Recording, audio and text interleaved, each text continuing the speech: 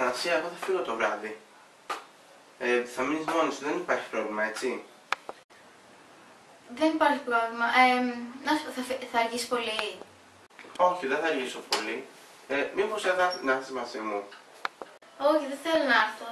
Πού θα πάω? Για καφέ θα πάω. Δεν θα αργήσω πολύ, για 12 η ώρα θα είμαι εδώ. Εντάξει? Καλά, οκ. Καλά να περάσεις. Και τα λέμε το βράδυ άμα δεν έχεις κοιμηθεί.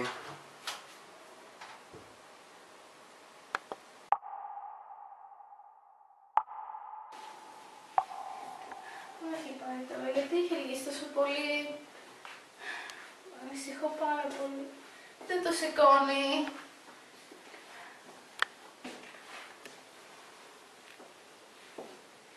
Σε παρακαλώ, σήκωσέ το.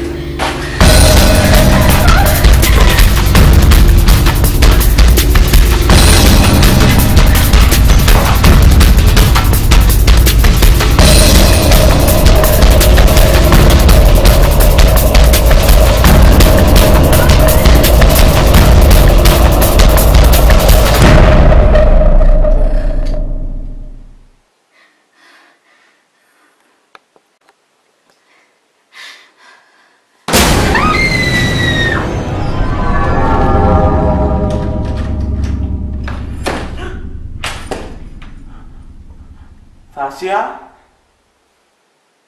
Είσαι καλά! Θασία! Άνοιξε!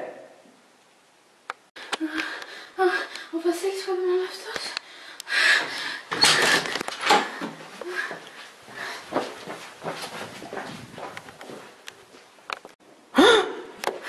Τι κάνεις εκεί?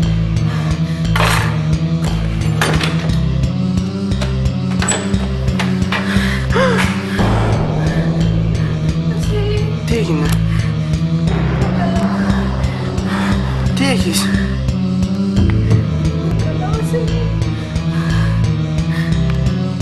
έγινε, πες μου. Όλο στη φαντασία σου. Τίποτα δεν είναι αληθινό. Έχεις πάλι τα ίδια. Πες μου, θες να σε στείλουνε πάλι πίσω. Πώς τόλμησες!